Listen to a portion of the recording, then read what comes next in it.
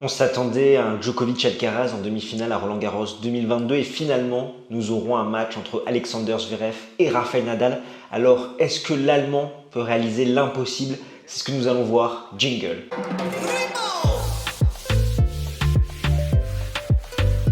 Salut les talkers, j'espère que vous allez bien. Moi c'est Constantin et bienvenue sur Games 10 Talk. J'aide les passionnés de tennis comme vous à décrypter l'actualité de la petite balle jaune. Alors si c'est quelque chose qui vous intéresse, n'hésitez pas à smatcher le bouton pour vous abonner, sachant que nous avons une couverture quotidienne du Grand Chelem parisien.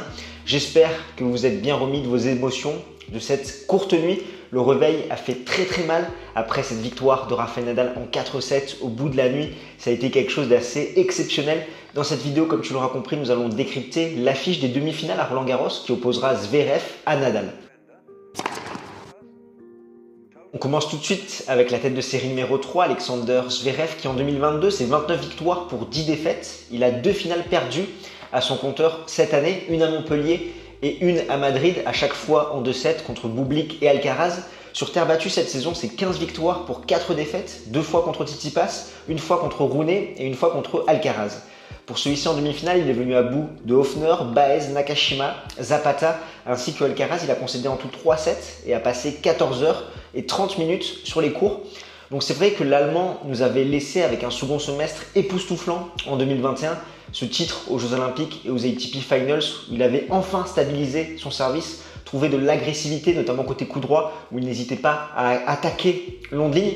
Et le début d'année 2022 a été très compliqué, beaucoup de pression sur ses épaules, notamment à l'Open d'Australie où il pouvait potentiellement rafler cette première place mondiale et son premier titre en Grand Chelem. Et il est allé de déconvenu en déconvenu, même si quand même, il faut le dire, sur terre battue, cette saison finalement il ne perd que contre les futurs finalistes ou futurs lauréats du tournoi. Ce qui fait qu'il a un niveau moyen qui a quand même augmenté parce que, hormis son match contre Alcaraz, sur lequel on reviendra dans quelques secondes, l'Allemand n'a pas impressionné. Cette saison, c'est très compliqué. Finalement, il repose un petit peu son jeu sur sa première balle, mais derrière, il a beaucoup de déchets, il est très passif dans l'échange. Mais ça montre vraiment qu'il a réussi à augmenter son niveau de jeu parce qu'avant, ces matchs qu'il gagnait un petit peu au couteau cette saison, il les aurait perdus. Donc il a eu un match très compliqué à Roland-Garros contre Sebastian Baez, où il s'est montré très passif. Il a subi les assauts de ce Schwartzman 2.0 beaucoup plus offensif, notamment avec son coup droit. Et il a réussi à s'en sortir. Derrière, ça a été de mieux en mieux, même s'il y a ce match contre Zapata qu'il gagne en 3-7 où il va commettre énormément de déchets, 60 fautes directes, ça va être très compliqué pour lui. Mais finalement, son meilleur match et peut-être sa meilleure performance en Grand Chelem, c'est cette victoire en 4-7 contre Alcaraz en quart de finale où l'Allemand n'était pas favori du tout et où il a battu pour la première fois de sa carrière un membre du top 10 au meilleur des 5 manches au bout de la 14e reprise.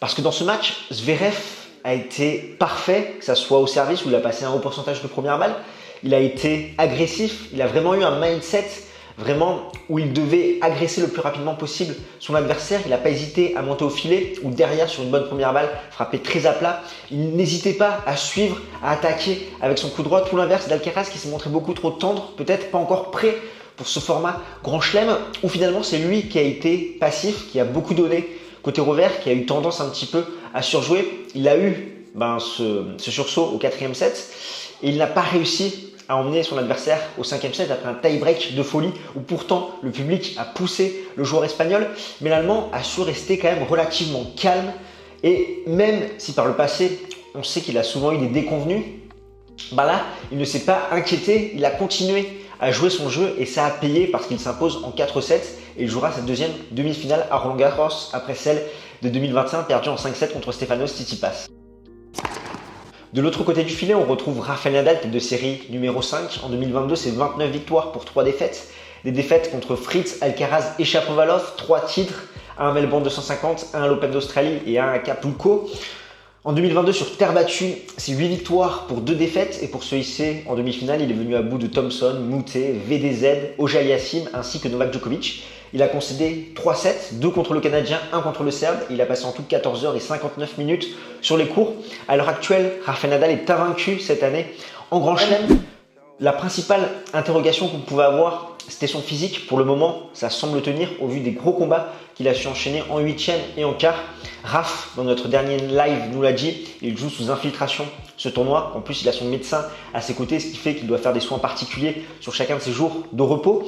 Dans ce tournoi, on a eu un Rafael Nadal, comme je te le disais et comme je te le répète depuis le début de la quinzaine, à deux visages. On a eu le premier visage très positif d'un Nadal très agressif, qui rentre sur le court, qui domine la filière courte, qui sert très bien, qui attaque parfaitement côté revers, qui n'hésite pas à casser la diagonale avec un coup droit longue ligne où dès qu'il peut, il attaque, il se montre agressif dans l'échange. Et un Nadal qui de temps en temps a des petits coups de mou et un peu plus timoré, va se mettre à reculer de sa ligne, va faire un petit peu plus le dos rond, va jouer des balles très courtes et va un peu plus subir le jeu. C'est ce qu'on a vu notamment contre Corentin Moutet, dans la dernière partie du match contre VDZ, également un petit peu contre Félix Auger-Aliassime. Si on revient sur cette masterclass contre Novak Djokovic en quart de finale où il s'impose en 4-7, 6-2, 4-6, 6-2, 7-6, où là encore, l'Ibérique n'était pas du tout donné favori. Dans ce match, il nous a tous surpris parce qu'il a commencé la rencontre pied au plancher en se montrant très agressif, en ne se faisant pas isoler côté revers par son adversaire, notamment avec le coup droit court croisé de Novak Djokovic. Il arrivait parfaitement à casser cette diagonale avec un revers bombé long de ligne ou un petit slice. Également, pour empêcher Djokovic d'installer son coup droit court croisé, il a utilisé merveilleusement bien le coup droit long de ligne. Il a été agressif le plus rapidement possible dans l'échange pour dominer la filière courte. Il a été parfait durant un set et demi. Et c'est à 3-0, 30-15 que Nadal va commencer à commettre quelques erreurs inhabituelles, va avoir ce petit coup de mou. Et Djokovic, finalement, la bête, il faut la tuer, il faut la museler. Et il va revenir, il va faire un break de retard, puis deux. Il va prendre la balle de façon plus tôt, il va s'avancer sur le court, il va couper les trajectoires, il va isoler son adversaire côté revers. Nadal va enchaîner les fautes, va perdre ce second set. Et à partir du troisième set, ça tient finalement un fil pour les deux joueurs en laissant tous les deux dans le dur physiquement, que ce soit Rafael Nadal ou Novak Djokovic. Nadal va se montrer très agressif d'entrée dans le troisième set, il va faire le break. Djokovic ne va pas concrétiser les occasions de débreak qu'il a et il va avoir un petit coup de mou, il va un peu lâcher ce set comme il en a l'habitude. Je pense notamment à Wimbledon 2019, Roland Garros 2021.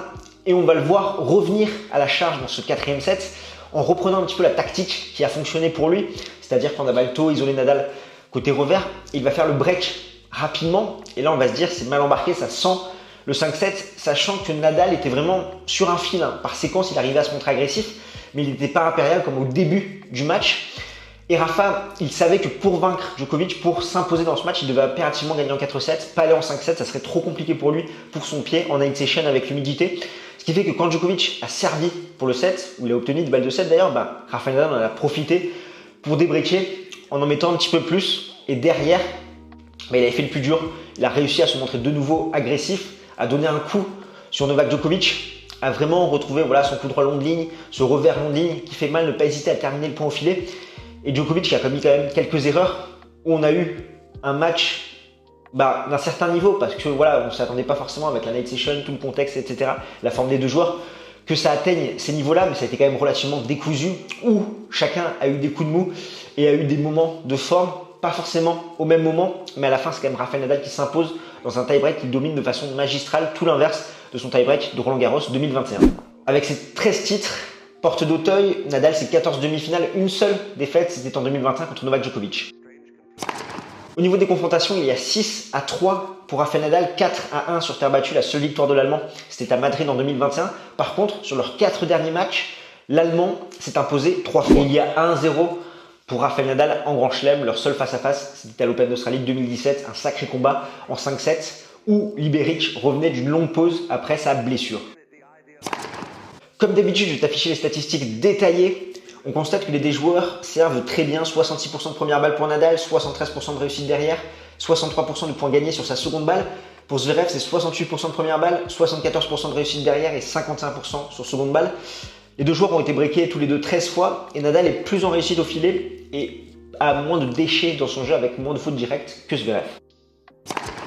Au niveau des clés tactiques, d'abord il faudra surveiller la récupération de l'Ibérique. Il aura joué 2 gros matchs, coup sur coup, que ce soit contre Auger-Aliassime et contre Novak Djokovic. Donc ces 2 jours de break vont faire du bien, sachant que les demi-finales auront lieu ce vendredi. Logiquement, sachant que c'est la partie haute, cette demi-finale devrait avoir lieu en premier, donc en début d'après-midi, quand il fera encore beau à Paris, parce que ce vendredi, ils annoncent entre 24 et 25 degrés, et des orages et des pluies à partir de 20h pour un week-end très pluvieux. Après, d'un point de vue purement tactique, Zverev, qu'est-ce qu'il va devoir mettre en place?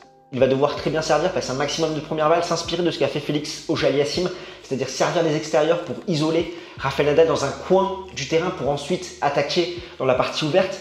Par contre, à l'instar du Canadien et du Serbe, l'Allemand est un petit peu trop volatile sur son côté coup droit. Il n'a pas la même agressivité, il se montre un petit peu trop passif, ce qui fait qu'il ne va pas pouvoir aussi bien isoler Nadal dans la diagonale revers avec son coup droit court croisé parce qu'il n'a pas les mêmes intentions qu'un Auger-Aliassime ou qu'un Novak Djokovic. Pareil, sur la partie ouverte, il isole son adversaire sur son revers pour derrière attaquer avec son coup droit. Ça risque d'être un petit peu plus compliqué s'il n'a pas vraiment cette démarche agressive comme il l'a eu contre Carlos Alcaraz, et il devra faire ça. L'Allemand se montrer très offensif, ne pas être passif, ne pas reculer 4 mètres derrière, vraiment aller chercher ce match et ne pas hésiter à terminer les points au filet. Après, il pourra s'appuyer sur son excellent revers pour prendre du temps à Rafa sur son côté coup droit et ensuite l'attaquer long de ligne. On sait que le revers à plat de l'Allemand fait très très mal. Du côté de Rafael Nadal, là encore pas de secret, il devra passer un maximum de premières balles pour ne pas être exposé sur 16 secondes et à la capacité de relance de son adversaire. Zverev qui est un très bon relanceur, on l'a vu d'ailleurs sur son retour très profond sur le balle de match contre Carlos Alcaraz. Et Nadal, il va devoir commencer pied au plancher, être agressif le plus possible, que ça soit côté coup droit, côté revers, pour justement se sortir de ce côté revers, faire des revers longs de ligne, bomber sur le revers de l'Allemand ou des petits slices pour qu'il ait du mal à s'adapter au rythme, notamment avec le revers frappé très tendu de l'Allemand pour le dérégler un petit peu, le pousser à la faute. Ne pas hésiter à casser la diagonale avec son coup droit, longue ligne, très classique. Lui aussi, ne pas hésiter à terminer les points au filet parce que l'Allemand peut se mettre loin par rapport à sa ligne, donc vraiment profiter de la position de son adversaire sur le court. Et enfin, il devra attaquer toutes les secondes balles de Zverev pour lui mettre la pression. On sait que c'est son principal point faible.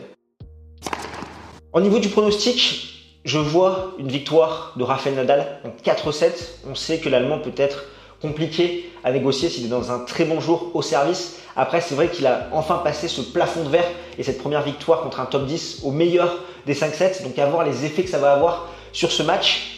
Mais Nadal, s'il joue en premier cette demi-finale, pourra s'appuyer sur le temps, sur sa balle qui va beaucoup plus gicler et déranger l'Alexander Zverev. D'ailleurs, si tu es un parieur dans l'âme, je t'invite à utiliser notre code promo GST en majuscule chez BetClick. Si tu n'as pas de compte chez eux, tu profites ainsi d'une offre de bienvenue où ton premier pari, s'il est perdant, est remboursé à hauteur de 100 € en free bet. Voilà ce que j'avais à dire pour cette affiche des demi-finales entre Rafael Nadal et Alexander Zverev. N'hésite pas dans les commentaires à me donner ton avis.